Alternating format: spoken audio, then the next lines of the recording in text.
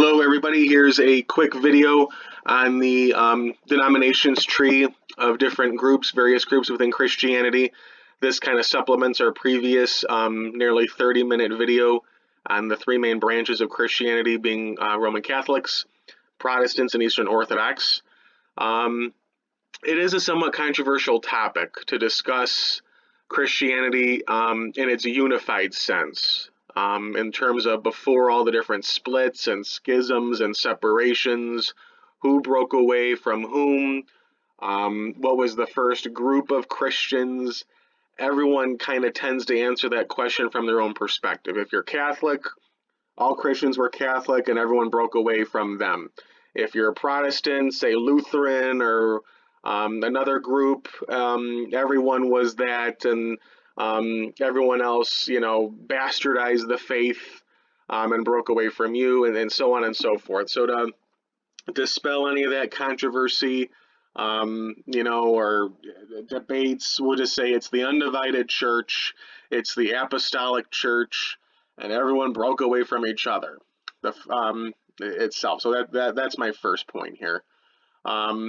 With the second point here, and I cite my source, some estimate that there are 38,000 different Christian denominations.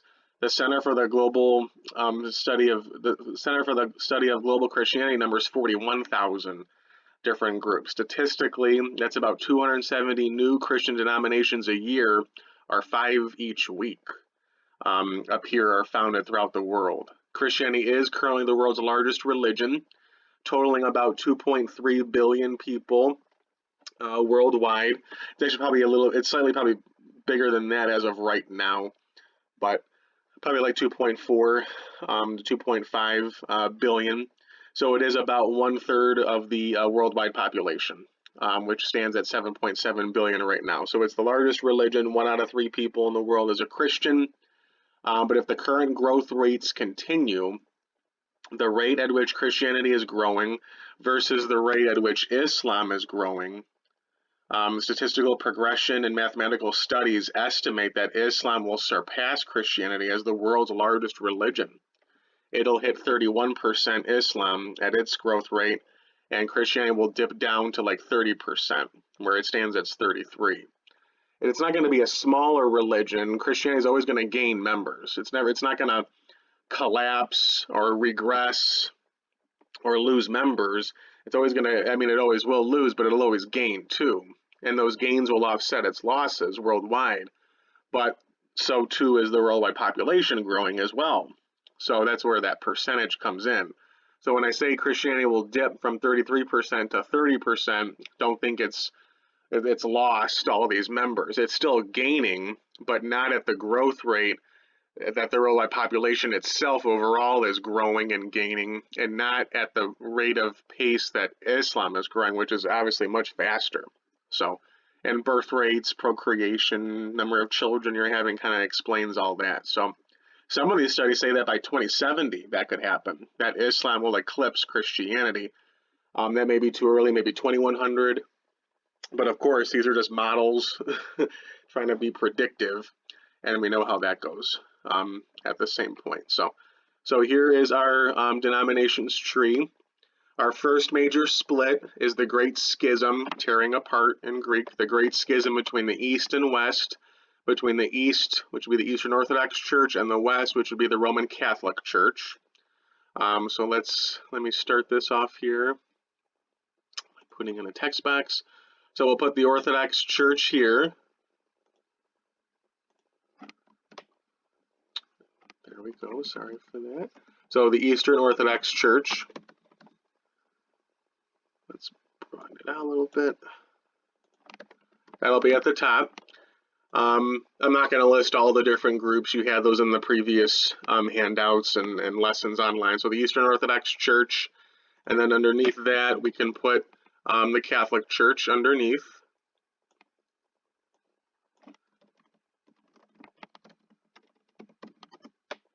There we go. And then the next major split happens about 500 years later, and I dumped that down at the bottom just so we have enough space for everything, and that's the Protestant Reformation.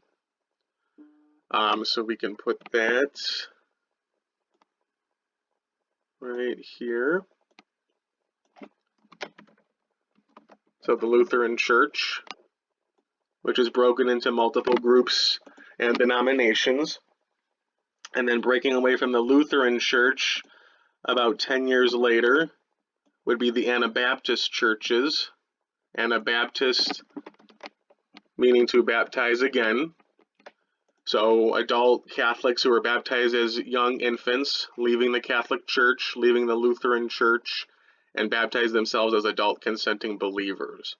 That'd be the Amish, the Mennonites, the Hutterites, some Brethren churches as well too. There are people that agree with Luther in terms of breaking away from the Catholic Church, but Luther is too Catholic for them. There's still much more that needs to change to break away from Roman Catholic beliefs and practices, and that would be the Reformed Presbyterian churches. Martin Luther is just too Catholic from their perspective. And that would be the Calvinist, John Calvin, the Calvinistic tradition within Protestantism. But he can't keep everyone unified, not blaming him, it is what it is. And so this is when the Congregationalist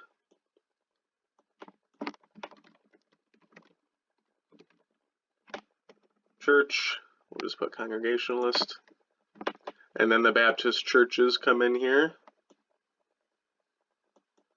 those two communities.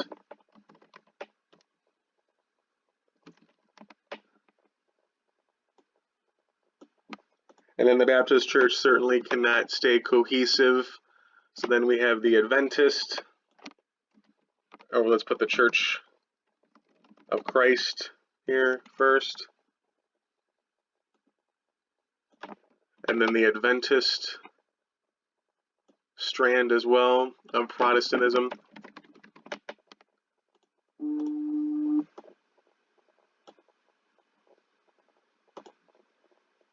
And then going back to the top here, King Henry VIII keeps England loyal to the Catholic Church following the Protestant Reformation. But 17 years later, King Henry VIII cannot get an annulment from Pope Clement VII. He wants to annul his marriage, dissolve his marriage with Catherine of Aragon and Mary Anne Boleyn. But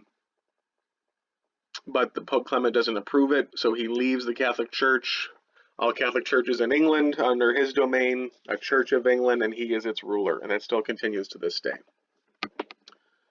And then that not everyone's going to agree with all those reforms and changes, so then the Methodist Church is founded as a breakaway group from the Anglican, and then a bunch of different groups, but I'll just put it off the Anglican and Methodist, but it'd be certainly many more than just that.